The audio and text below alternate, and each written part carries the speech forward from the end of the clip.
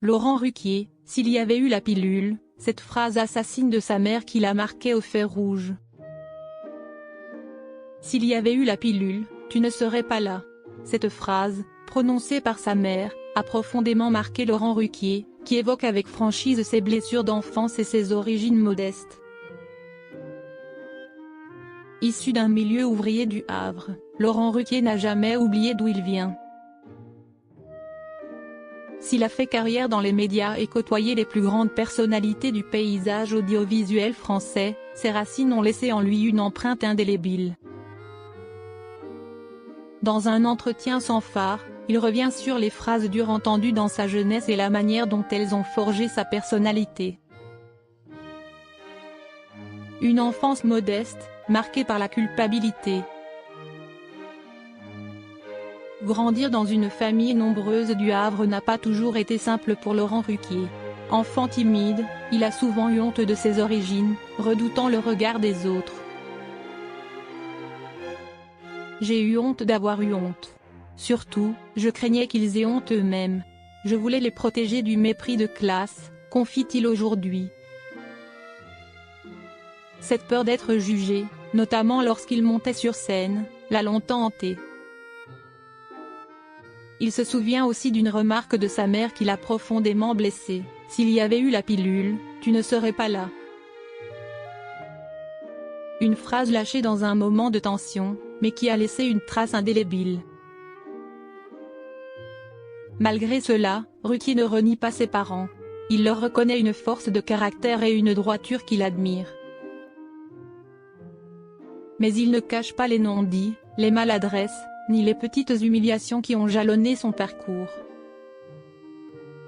Son besoin de reconnaissance, il le puise aussi dans ses années de silence et d'effacement. Entre fierté populaire et rejet du mépris social. Laurent Ruquier n'a jamais caché son engagement à gauche, mais il nuance: « Je ne suis pas du genre à donner des leçons ». Il avoue même se sentir parfois à distance de certains discours idéologiques, préférant rester fidèle aux gens simples, à ceux qui travaillent dur sans se plaindre. La figure de ses parents en est l'incarnation: une mère au foyer, un père ouvrier, et une fratrie soudée autour de valeurs modestes.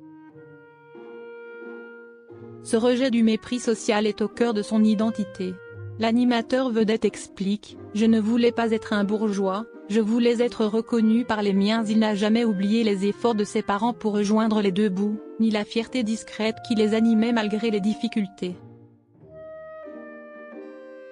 S'il a réussi à gravir les échelons, ce n'est pas pour renier ses origines, mais pour les sublimer. Aujourd'hui encore, il avoue avoir du mal avec certains signes extérieurs de richesse. Il n'a pas l'habitude de s'étaler, reste économe, et garde une forme de méfiance vis-à-vis du luxe. Le besoin d'amour, moteur intime et silencieux. Longtemps, Laurent Ruquier s'est senti différent. Il parle d'un traumatisme du miroir vécu dans sa jeunesse, lorsqu'il s'est découvert homosexuel. L'acceptation de soi a été un long chemin, marqué par les doutes, les complexes, et le sentiment de solitude. Dans ses relations, il dit avoir souvent aimé à sens unique, ou trop donné sans retour. Il évoque notamment sa récente rupture avec Hugo Manos. Une séparation douloureuse mais assumée: « Je ne suis pas résigné au point de continuer à vivre avec quelqu'un quand l'amour est parti ». À 61 ans, il vit seul, mais n'exclut rien. Il se dit encore ouvert à la possibilité d'une nouvelle histoire, sans pour autant la chercher à tout prix.